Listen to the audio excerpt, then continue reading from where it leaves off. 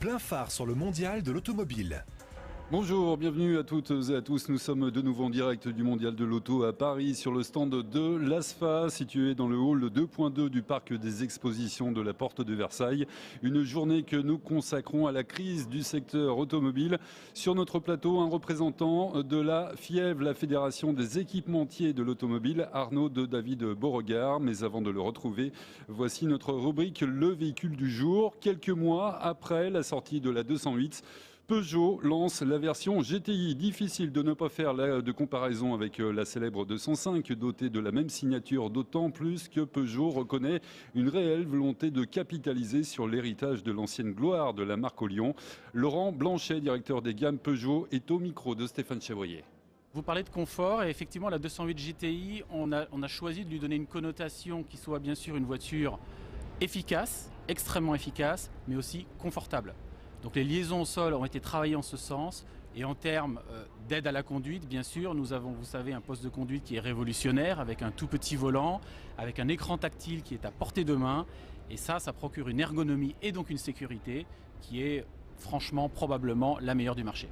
Et le tout associé, c'est aussi quelque chose qu'on a beaucoup travaillé sur cette voiture, à un look qu'on a voulu quelque part proche de la 205 qui est son inspiratrice, notamment avec des détails comme dans le haricot de custode, donc sur la face latérale de la voiture, le petit GTI qui nous rappelle évidemment la 205 GTI, mais aussi une multitude de détails qui font que cette voiture est vraiment dans la lignée de la 205 tout en étant très moderne à la fois.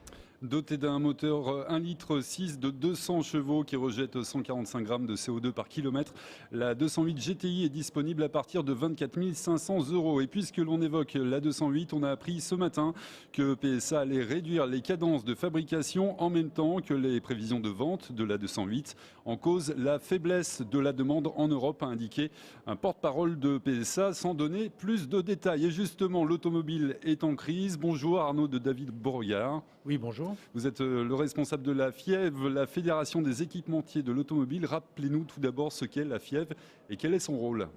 Alors la FIEV est une organisation professionnelle qui regroupe les équipementiers. Les équipementiers représentent un chiffre d'affaires annuel pour l'année 2011 de 18,6 milliards d'euros, une population de 85 000 personnes. C'est une c'est une profession qui travaille beaucoup à l'exportation puisque le chiffre d'affaires dont je viens de parler est réalisé à plus de 50%, 52% à l'exportation. C'est quelque chose qu'on ne sait pas forcément. Un mot tout d'abord sur les manifestations qui ont lieu à la mi-journée ici sur ce salon de l'automobile. J'imagine que vous comprenez en tout cas la colère des salariés qui étaient ce matin à cet endroit sur ce salon. Alors, je comprends la préoccupation des personnels qui peuvent redouter le climat général dans lequel le secteur automobile essaye de tirer son épingle du jeu. Bien évidemment, nous assistons à des fermetures de sites. Nous avons un courant de restructuration qui est important pour ce qui concerne les équipementiers. Sur les années 2009, 2010, 2011, nous avons malheureusement perdu 20%, un peu plus de 20% de nos effectifs. Bon, tout ça, c'est extrêmement regrettable. Le problème, c'est qu'on ne peut pas vivre dans un système bloqué. Les entreprises se développent, se contractent, repartent. Et on a dans le domaine de l'automobile des expériences de haut et de bas, à la fois pour le secteur et pour chacune des entreprises prises individuellement. Justement, jusqu'à quel point est détérioré l'emploi dans votre secteur? Vous l'avez évoqué là à l'instant, mais dans le détail un peu plus. Écoutez, pour l'instant, on a, par rapport à l'année dernière, sur 2012, on envisage une réduction des effectifs de l'ordre de 4%. Alors je dis on envisage, le problème c'est que notre activité est dépendante d'un marché. Et le niveau de nos effectifs est lié au volume que l'on produit, parce qu'encore une fois, il est difficile d'imaginer que on produise des voitures pour produire des voitures, on la laisse pourrir sur un parc, et c'est la même chose pour nos équipementiers. Donc aujourd'hui, on a une baisse très forte du marché, donc on peut redouter une détérioration de la situation de l'emploi. Surtout que cette tendance n'est pas limitée à la France, on l'observe également dans des pays importants pour l'exportation à partir de nos usines françaises telles que l'Allemagne. Pourtant, vous le disiez en début d'entretien, 50% de l'activité se fait hors la France ou l'Europe. Cela ne suffit pas à maintenir l'activité. Ça ne suffit pas si on observe des baisses sur les marchés considérés. Et c'est ce qu'on est en train d'observer. Jusqu'à présent, la production dans un pays comme l'Allemagne a mieux résisté que la production française. Ça a été le cas sur le premier semestre 2012. Mais on note un certain essoufflement en Allemagne et d'ailleurs la presse s'en est fait largement l'écho. Quelles sont vos prévisions pour les mois à venir? Est-ce qu'on va aller vers des jours un peu plus heureux? Écoutez, pour l'instant, les prévisions que l'on fait font état d'une baisse de l'ordre de 11-12% de notre du chiffre d'affaires de notre profession sur l'ensemble de l'année par rapport à 2011. Mais encore une fois, sous réserve de ce que devient le marché, de son comportement. Alors un autre aspect que je souhaiterais évoquer avec vous, ce sont les jeunes. Ils sont très nombreux à choisir des filières automobiles, Bac Pro, CAP et ainsi de suite. Qu'est-ce qu'on leur dit à ces jeunes qui peut-être vont finir leur cursus à la fin de l'année scolaire, qui vont être sur le marché du travail? Ils ont fait quoi? Ils ont fait un mauvais choix d'orientation?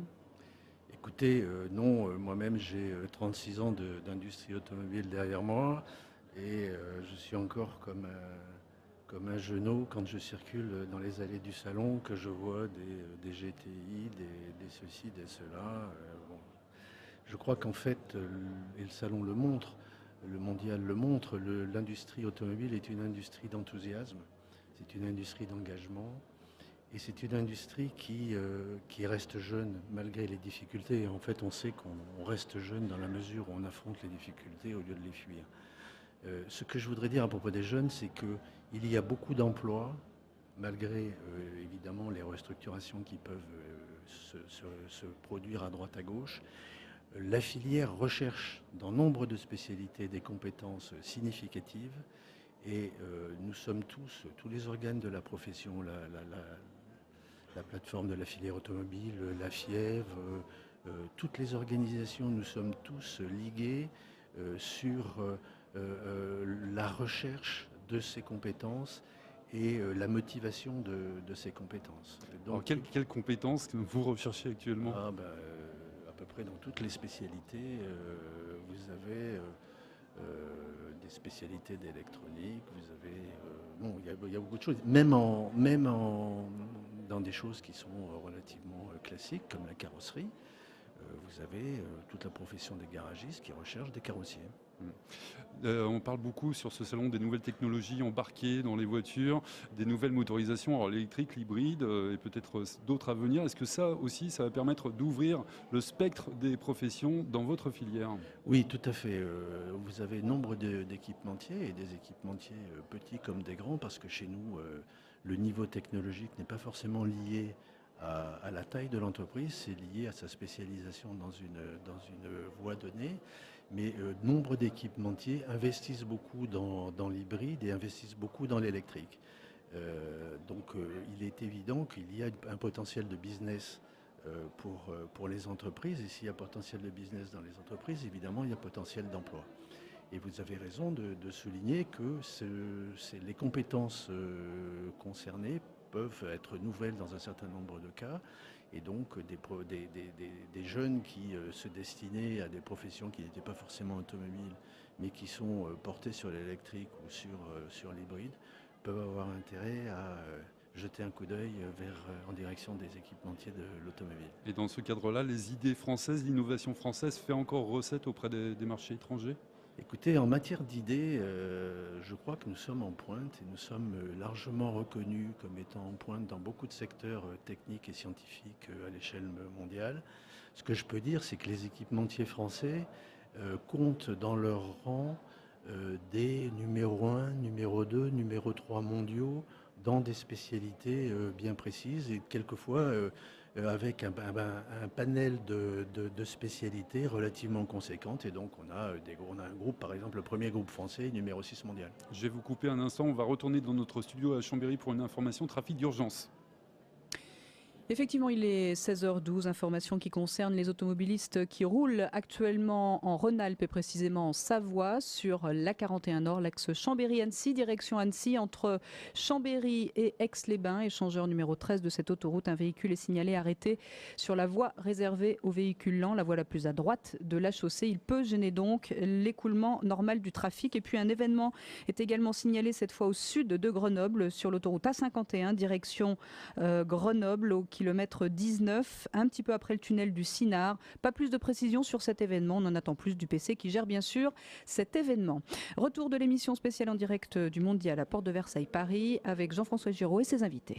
Arnaud de David Beauregard, on revient vers vous avec un autre thème qu'on va aborder. Il y a de grandes discussions, d'importantes discussions qui ont lieu actuellement dans votre filière concernant le marché des pièces de rechange automobile. On le sait, les constructeurs ont plus ou moins le monopole sur les pièces qui composent leurs véhicules. Vous vous prononcez plutôt pour une libéralisation de ce marché. Bon, alors, je voudrais souligner que les pièces de rechange, le marché des pièces de rechange pour nos équipementiers, ça représente 20 à 25% de leur activité. Donc c'est loin d'être négligeable. Ça, c'est la première chose. Deuxièmement, quand on parle de pièces de rechange, il est évident que tout ce que les équipementiers livrent en première monte doit être fabriqué pour la deuxième monte.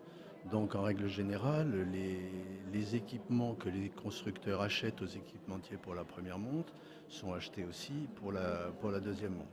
Ce qui fait qu'en fait, il y a un peu un jeu entre guillemets à trois, c'est-à-dire qu'il y a l'équipementier, le constructeur et le distributeur. Nous sommes favorables, on parle des pièces visibles puisque les pièces non visibles sont largement libéralisées. Nous sommes favorables à une libéralisation. Mais nous sommes favorables à une libéralisation qui garantisse les exigences de sécurité et de qualité.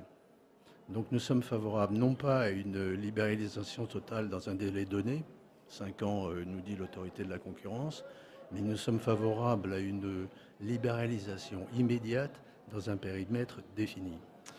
Vous êtes en pleine discussion actuellement sur ce thème. Quand est-ce qu'on va pouvoir aboutir? Est-ce qu'il y a une date, une échéance?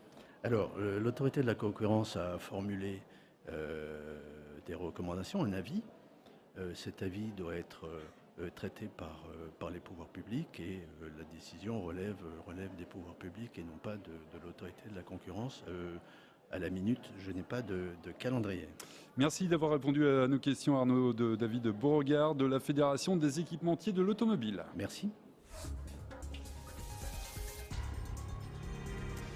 Demain, nous parlerons du rapport que vous entretenez avec votre voiture. Pour cela, rendez-vous dès 10h demain matin. En attendant, vous pouvez retrouver nos émissions sur autorouteinfo.fr ainsi que sur les réseaux sociaux. Merci à la société GoPro pour la réalisation technique. Bonne fin de journée à vous tous et place à l'infotrafic.